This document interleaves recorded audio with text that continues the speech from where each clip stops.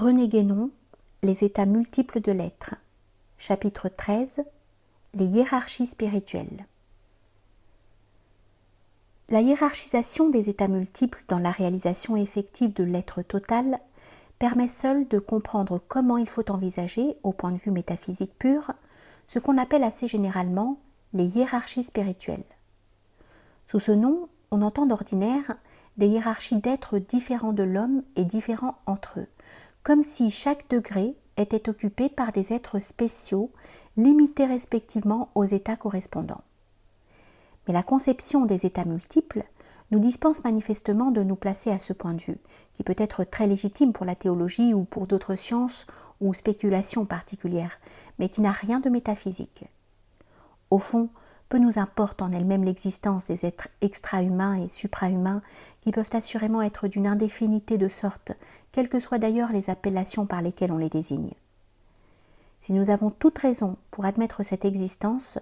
ne serait-ce que parce que nous voyons aussi des êtres non humains dans le monde qui nous entoure, et qu'il doit par conséquent y avoir dans les autres états des êtres qui ne passent pas par la manifestation humaine, n'y aurait-il que ceux qui sont représentés dans celui-ci par les individualités non humaines? Nous n'avons cependant aucun motif pour nous en occuper spécialement, non plus que des êtres infra-humains, qui existent bien également, et qu'on pourrait envisager de la même façon. Personne ne songe à faire de la classification détaillée des êtres non humains du monde terrestre l'objet d'une étude métaphysique ou soi-disant telle. On ne voit pas pourquoi il en serait autrement par le simple fait qu'il s'agit d'êtres existants dans d'autres mondes, c'est-à-dire occupant d'autres états, qui, si supérieurs qu'ils puissent être par rapport aux nôtres, n'en font pas moins partie, au même titre, du domaine de la manifestation universelle. Seulement, il est facile de comprendre que les philosophes qui ont voulu borner l'être à un seul état, considérant l'homme dans son individualité plus ou moins étendue, comme constituant un tout complet en lui-même, s'ils ont cependant été amenés à penser vaguement, pour une raison quelconque, qu'il y a d'autres degrés dans l'existence universelle, n'ont pu faire de ces degrés que les domaines d'être qui nous soient totalement étrangers, sauf en ce qu'il peut y avoir de commun à tous les êtres. Et en même temps, la tendance anthropomorphique les a souvent portés d'autre part à exagérer la communauté de nature en prêtant à ces êtres des facultés non pas simplement analogues, mais similaires ou même identiques à celles qui appartiennent en propre à l'homme individuel.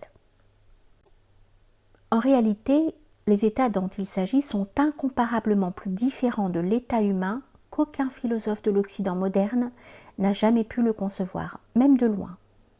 Mais malgré cela, ces mêmes états, quels que puissent être d'ailleurs les êtres qui les occupent actuellement, peuvent être également réalisés par tous les autres êtres, y compris celui qui est en même temps un être humain dans un autre état de manifestation, sans quoi, comme nous l'avons déjà dit, il ne pourrait être question de la totalité d'aucun être, cette totalité devant, pour être effective, comprendre nécessairement tous les états, tant de manifestation, formelle et informelle, que de non-manifestation, chacun selon le mode dans lequel l'être considéré est capable de le réaliser. Nous avons noté ailleurs que presque tout ce qui est dit théologiquement des anges peut être dit métaphysiquement des états supérieurs de l'être. De même que dans le symbolisme astrologique du Moyen-Âge, les cieux, c'est-à-dire les différentes sphères planétaires et stellaires, représentent ces mêmes états et aussi les degrés initiatiques auxquels correspond leur réalisation. Et comme les cieux et les enfers, les devas et les asuras dans la tradition hindoue représentent respectivement les états supérieurs et inférieurs par rapport à l'état humain. Bien entendu, tout ceci n'exclut aucun des modes de réalisation qui peuvent être propres à d'autres êtres, de la même façon qu'il en est qui sont propres à l'état humain, à l'être humain, en tant que son état individuel est pris pour point de départ et pour base de la réalisation. Mais ces modes qui nous sont étrangers ne nous importent pas plus que nous importent toutes les formes que nous ne serons jamais appelés à réaliser, comme les formes animales, végétales et minérales du monde corporel, parce qu'elles sont réalisées aussi par d'autres êtres dans l'ordre de la manifestation universelle, dont l'indéfinité exclut toute répétition. Il résulte de ce que nous venons de dire que, par hiérarchie spirituelle, nous ne pouvons entendre proprement rien d'autre que l'ensemble des états de l'être qui sont supérieurs à l'individualité humaine, et plus spécialement des états informels ou supra-individuels, êtres que nous devons d'ailleurs regarder comme réalisables pour l'être à partir de l'état humain, et cela même au cours de son existence corporelle et terrestre. En effet, cette réalisation est essentiellement impliquée dans la totalisation de l'être, donc dans la délivrance, moksha ou mukti, par laquelle l'être est affranchi des liens de toute condition spéciale d'existence et qui, n'étant pas susceptible de différents degrés, est aussi complète et aussi parfaite lorsqu'elle est obtenue comme libération dans la vie, jivan mukti, que comme libération hors de la forme, vidya mukti, ainsi que nous avons eu l'occasion de l'exposer ailleurs.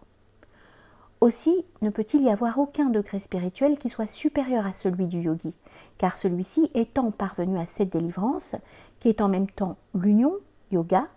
ou l'identité suprême, n'a plus rien à obtenir ultérieurement. Mais si le but à atteindre est le même pour tous les êtres, il est bien entendu que chacun l'atteint suivant sa voie personnelle, donc par des modalités susceptibles de variations indéfinies. On comprend par suite qu'il y ait au cours de cette réalisation des étapes multiples et diverses qui peuvent être d'ailleurs parcourues successivement ou simultanément suivant les cas et qui, se référant encore à des états déterminés, ne doivent aucunement être confondus avec la libération totale qui en est la fin ou l'aboutissement suprême. Ce sont là autant de degrés qu'on peut envisager dans les hiérarchies spirituelles, quelle que soit du reste la classification plus ou moins générale qu'on établira, s'il y a lieu dans l'indéfinité de leurs modalités possibles et qui dépendra naturellement du point de vue auquel on entendra se placer plus particulièrement. Il y a ici une remarque essentielle à faire. Les degrés dont nous parlons, représentant des états qui sont encore contingents et conditionnés, n'importent pas métaphysiquement par eux-mêmes, mais seulement en vue du but unique auquel ils tendent tous précisément, en tant qu'on les regarde comme des degrés et dont ils constituent seulement comme une préparation. Il n'y a d'ailleurs aucune commune mesure entre un état particulier quelconque, si élevé qu'il puisse être, et l'état total et inconditionné. Et il ne faut jamais perdre de vue que, au regard de l'infini, la manifestation tout entière étant rigoureusement nulle, les différences entre les états qui en font partie doivent évidemment l'être aussi, quelque considérables qu'elles soient en elles-mêmes, et tant qu'on envisage seulement les divers états conditionnés qu'elles séparent les uns des autres. Si le passage à certains états supérieurs constitue en quelque façon, relativement à l'état pris pour point de départ, une sorte d'acheminement vers la délivrance, il doit cependant être bien entendu que celle-ci, lorsqu'elle sera réalisée, impliquera toujours une discontinuité par rapport à l'état dans lequel se trouvera actuellement l'être qui l'obtiendra, et que quel que soit cet état, cette discontinuité n'en sera ni plus ni moins profonde, puisque dans tous les cas, il n'y a entre l'état de l'être non délivré et celui de l'être délivré aucun rapport, comme il en existe, entre différents états conditionnés. En raison même de l'équivalence de tous les états vis-à-vis de l'absolu, dès lors que le but final est atteint dans l'un ou l'autre des degrés dont il s'agit, l'être n'a aucunement besoin de les avoir tous parcourus préalablement. Et d'ailleurs, il les possède tous dès lors par surcroît, pour ainsi dire, puisque ce sont là des éléments intégrants de sa totalisation. D'autre part, l'être qui possède ainsi tous les états pourra toujours, évidemment, s'il y a lieu, être envisagé plus particulièrement par rapport à l'un quelconque de ces états, et comme s'il y était situé effectivement, quoiqu'il soit véritablement au-delà de tous les états, et qu'il les contienne tous en lui-même, loin de pouvoir être contenu dans aucun d'eux. On pourrait dire qu'en pareil cas, ce seront là simplement des aspects divers qui constitueront en quelque sorte autant de fonctions de cet être, sans que celui-ci soit aucunement affecté par leurs conditions, qui n'existent plus pour lui qu'en mode illusoire, puisque, en tant qu'il est vraiment soi, son état est essentiellement inconditionné. C'est ainsi que l'apparence formelle, voire même corporelle, peut subsister pour l'être qui est délivré dans la vie, Jivan Mukta, et qui, pendant sa résidence dans le corps, n'est pas affecté par ses propriétés, comme le firmament, n'est pas affecté par ce qui flotte dans son sein. Et il demeure de même non affecté par toutes les autres contingences, quel que soit l'état individuel ou supra-individuel, c'est-à-dire formel ou informel, auquel elle se réfère dans l'ordre de la manifestation, qui au fond n'est lui-même que la somme de toutes les contingences.